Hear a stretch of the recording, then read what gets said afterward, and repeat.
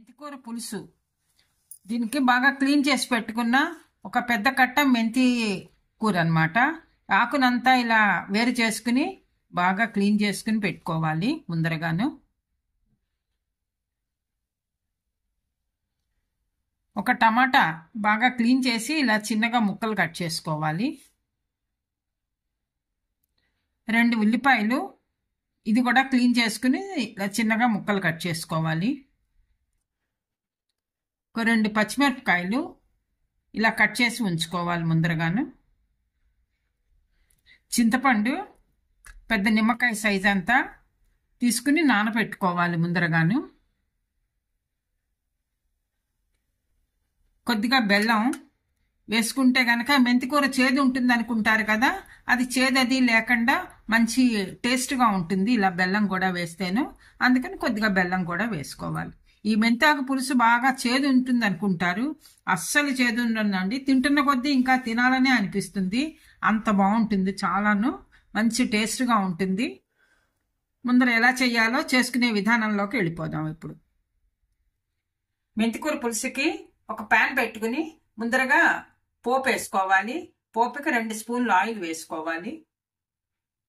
ఇందులో కొద్దిగా పోపు సామాన్లు, మినప్పప్పు, జీలకర్ర, ఆవాలు. పోపు వేగింది, కొద్దిగా ఇంగువ.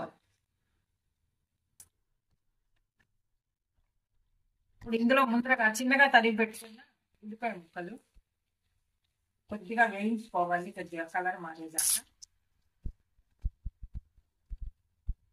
ఉల్లిపాయ ముక్కలు కలర్ మారాయి, వేగాయి. ఇప్పుడు చిన్నగా కట్ చేసి పెట్టుకున్న టమాటా ముక్కలు పచ్చివాసన పోయేదాకా ఇది కూడా వేగాలి.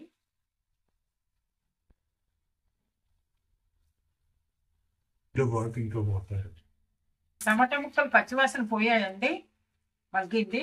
ఇప్పుడు ఇందులో ఈ క్లీన్ చేసి పెట్టుకున్న మెంతికూర, ఈ మెంతాకు కూడా వేసుకుని వీటితో పాటు మెంతాకుతో పాటు అన్నీ మగ్గించుకోవాలి ఒకసారి. ఇందులో కూడా మగ్గితే కనుక మొత్తం అంతా బాగా మెత్తగా దగ్గరగా అయిపోతుంది. కాస్త మూత పెట్టుకున్నా పర్వాలేదు, మూత లేకుండా అయినా పర్వాలేదు, ఇలా అయినా దగ్గరగా అయిపోతుంది. ఆకే కదా తొందరగా అయిపోతుంది. మెంతాకు కూడా బాగా ఫ్రై అయింది, ఇలా మగ్గి 3 దగ్గర పడ్డాయి, ఉల్లిపాయ, టమాటా, మెంతాకు. ఇప్పుడు మనం చింతపండు గుజ్జు తీసుకోవాలి. ఇలా గుజ్జు తీసుకొని రసం తీసుకుని ఇది వేసేసుకోవాలి. ఇందులో కొద్దిగా వాటర్ కూడా పోసుకోవచ్చు. తీసుకున్న బెల్లం వేసుకోవాలి.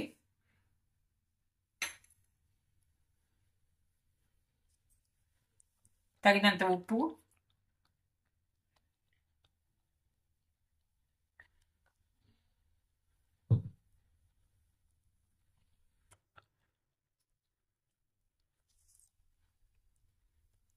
పసుపు,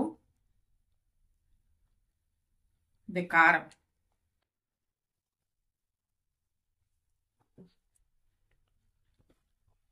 కొద్దిగా వాటర్ పోసుకుని బాగా మిక్స్ చేసుకోవాలి. ఈ బెల్లం ముక్క వేడి మీద కరిగిపోతుంది కదా అని ముక్కలా వేసేసాను, కరిగిపోతుంది. దగ్గరగా ఇలా పులుసులా చేసేసుకోవాలి.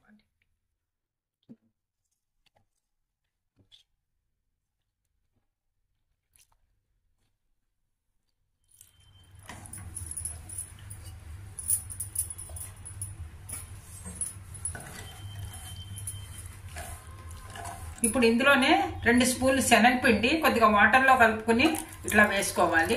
వేసుకుంటే బాగా దగ్గరగా అవుతుంది పులుసు బైండింగ్కి. ఇలా వేసేసుకుంటే సరిపోతుంది. కొద్దిగా మరిగితే కనుక అన్నీ కలిసి మరిగితే శనగపిండి కూడా పచ్చివాసన పోతుంది, పులుసు రెడీ అవుతుంది మనకి.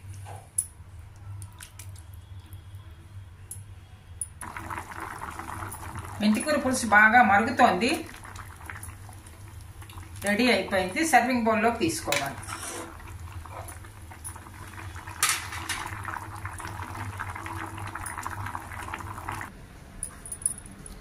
గుమగుమలాడే ఇంగువ వాసనతో మెంతాకు పులుసు రెడీ అయింది.